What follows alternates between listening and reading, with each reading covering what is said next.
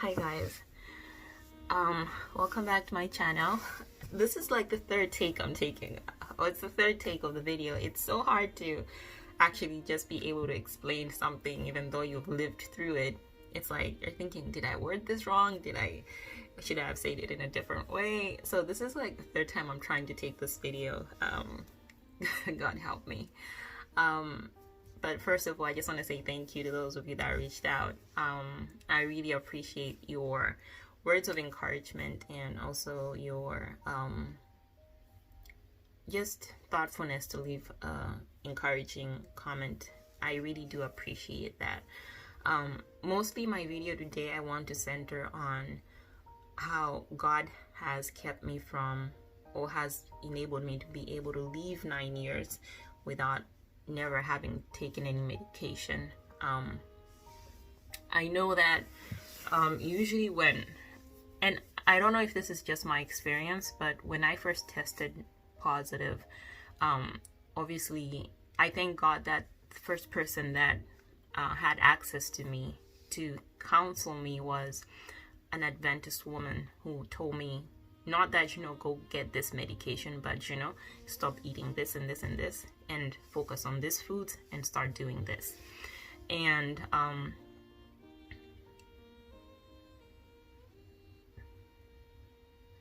I can honestly say that when I have gone to groups where, like support groups which are online, where people are sharing their fears and they're trying to encourage each other, the one thing that stands out is the conversation about medication and how people are having side effects to them, or how this medication is doing this to them, or what else can they do. Because it kind of usually comes off as though you have been given a timeline that you don't have that long to live, but they haven't really stated how long that is. And I'm really grateful to God that throughout all these years, He has enabled me to live without having to be on any medication, because the Lord knows I hate medication. Not because of any reason other than the fact that from a very young age, I've always hated medication. I just don't like pills. I just can't stand them. So when I realized I was HIV positive, and the lady that had tested me first at a VCT center told me that, just make sure you stay away from fuzzy drinks, make sure you stay away from fried foods, from sugar, stay away from, eating too much flesh foods, focus on exercise and eating a healthy diet that is going to keep you longer than indulging. You cannot live your life or eat the same things you were eating as before. And I took that advice to heart, thank God. And I just want to share with you guys just a little bit of what God has been teaching me, what He's been having me do in order to be healthy. And I can honestly tell you guys that, so the what you're normally supposed to do is that you're supposed to have at least once every year a full blood count check or whatever. Usually it used to be referred to as CD4 count, but for the most part now it's just referred to either you checking your viral load or your full blood count, or just a thorough physical examination. And for the years that I was back home in Malawi, I was able to do that. And every time I would go to the hospital and get my CD4 count checked, a doctor would ask me, "Are you on medication?" I'm like, "No." They're like, "Oh, okay." They would usually find it strange that my blood count, or my CD4 count, was really high, or was the normal, average, typical CD4 count that any other person would have who does not have HIV, and yet I wasn't on medication. And sometimes some medical staff would be like, "Oh no, you need to start taking medication." And I'll be like, "Why? My immunity is just fine." And be like, "Yeah, but still, don't wait too long." And I don't know, I have a problem with that kind of mentality, just because I always believe that if it's not broken, there's no point in trying to fix it. You're just going to mess it up. And so let me backtrack a bit.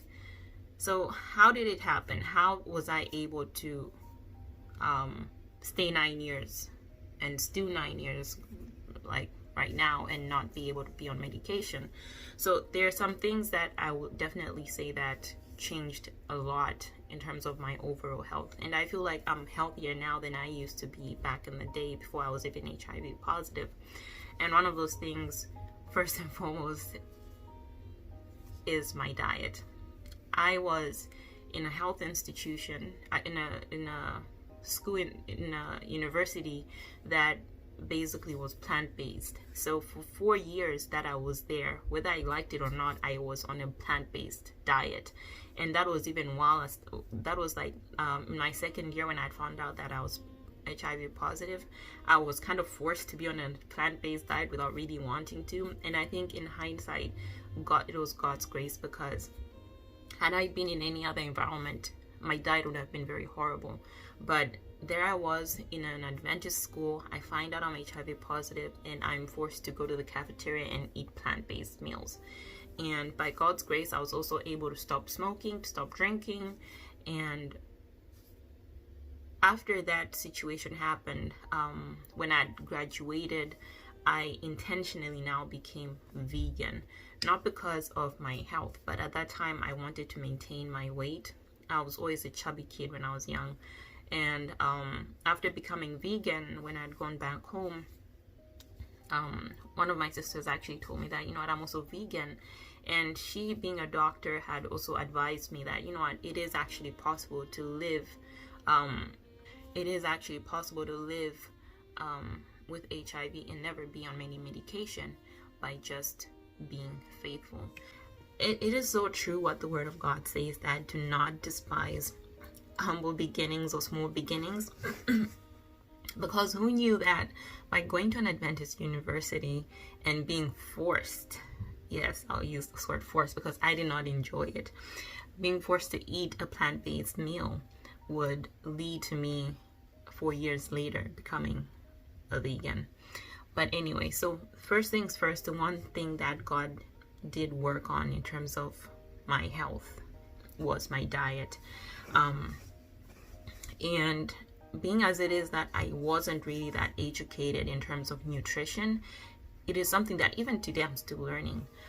There's so much when it comes to nutrition and knowing what to eat and when to eat what, that plays a big role in your overall health. It's not as complicated as I'm making it sound. It's just the more you know, the more you want to be more particular about things. But yeah, so diet was a huge step in terms of God helping me to be healthy and not be on any medication. And the other thing that I had learned to implement a lot was exercise. So I had started exercising the year before I found out I was HIV positive, and that was mostly to just help with weight loss.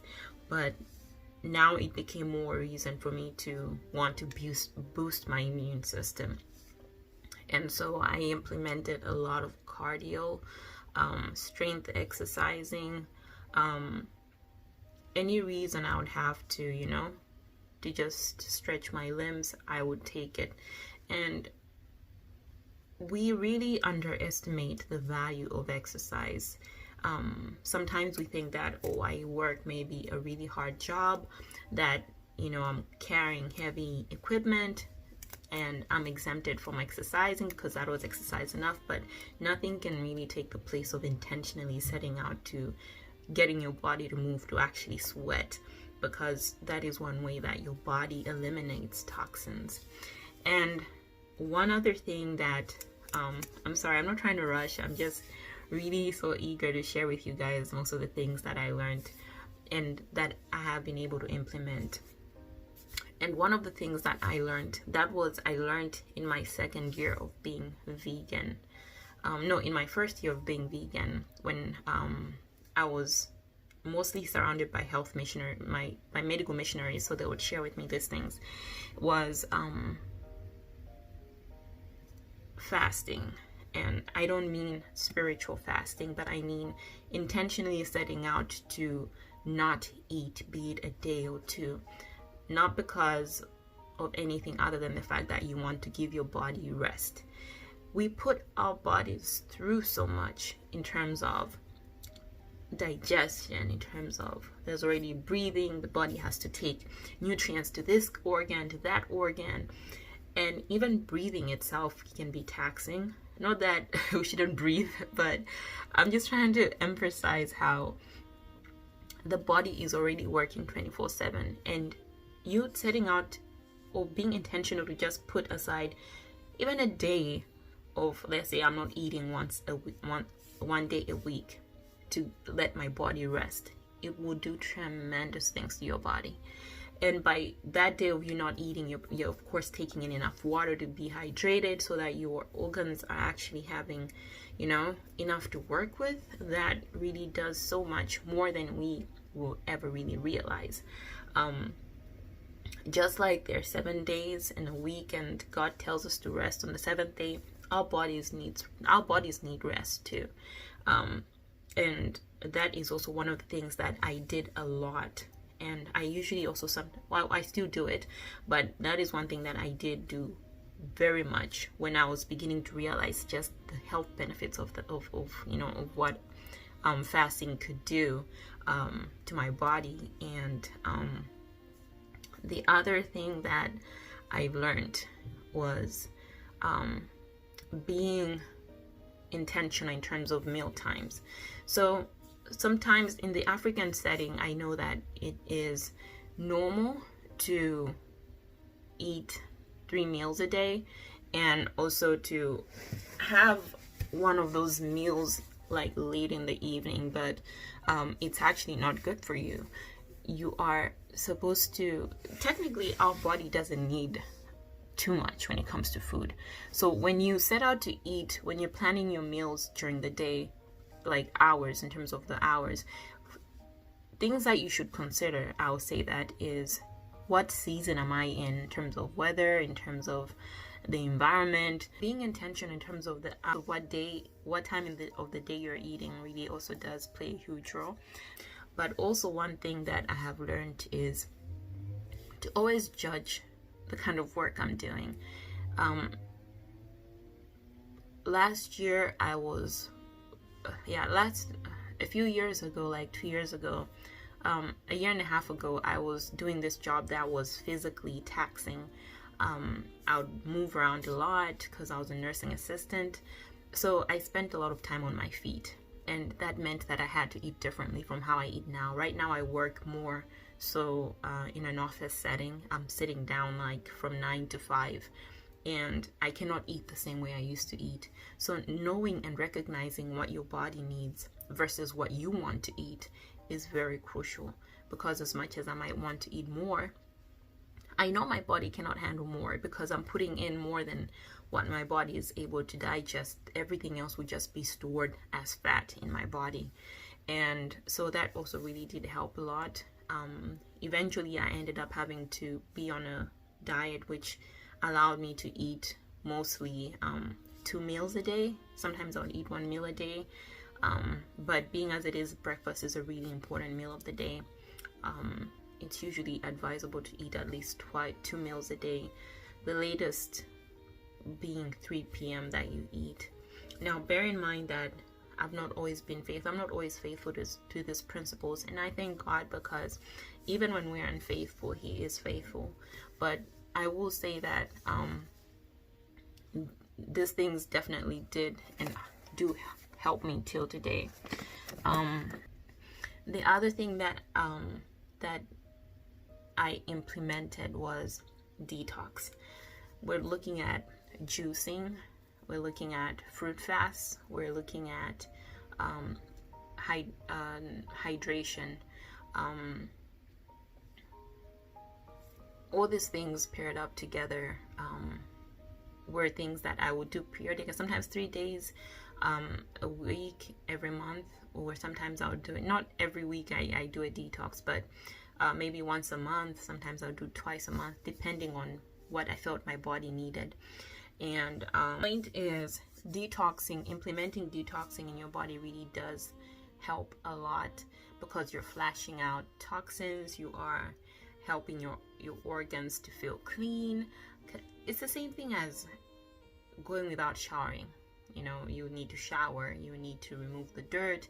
It's the same thing with our bodies. You know, sometimes it doesn't on its own effectively remove all that, you know, is piling up in the body. Sometimes it needs help. So by setting aside time to just drink juices or just eat fruit. Anyway, that's one of the things that I also implemented. And the other thing I would say that definitely did help was, what has helped, is temperance. Temperance in terms of what I'm eating. Sometimes, you know, when I became vegan, there would be times whereby I would crave things which were not good for me, but knowing that, okay, this is not going to help me at all, that is practicing temperance. Or knowing that, okay, I've had enough, my body doesn't need me to eat more than what I'm eating, definitely played a big role. And also just temperance also in terms of things to do with like rest. I have insomnia, like I have very bad sleeping habits, but that is something I continually work on, and I'm praying about it. I need to be more intentional about praying about it, that God should help me. But definitely rest, definitely to just give your body time to heal itself, because there are certain things or certain levels of healing that the body cannot do while we're active and awake right now. It needs us to be in a restful and peaceful state. That is usually when we're asleep. And of course, you know, you can't take away from sunshine. We underestimate the value of vitamin D. Vitamin D is really important. And even when it comes to sunlight itself, when it comes to killing germs, bacteria on our skin, on our bodies, we need that. We need to strengthen our immune systems. So with this lockdown, what I still do is I will still go for a walk while practicing social distancing, or when I'm at work during my break time, I'll just go outside to, you know, expose my body to sun. Not for too long, because that can also be dangerous for your body. But the final thing that I want to say is trust in God. Trust in God goes a long way. There were times whereby I would cry out to God and say, Lord, you know, people are telling me, or I'm reading that I need all these teas, all these herbs, which in Malawi, my home country at that time, we did not have. But somehow God used what was already available for me to keep me. And I will say this for those that are maybe in developing countries that might not have all these other things that other developed countries have. God would still use whatever is available for you to actually keep you healthy and strong. You don't need to go so far in search of some herbal medicine that, you know, to help you health-wise, when God has given you all the things that you need nutrition-wise right in your background. You can grow your own vegetables, you can have fruits, you have all the basic things that you need in order to have and build your immune system.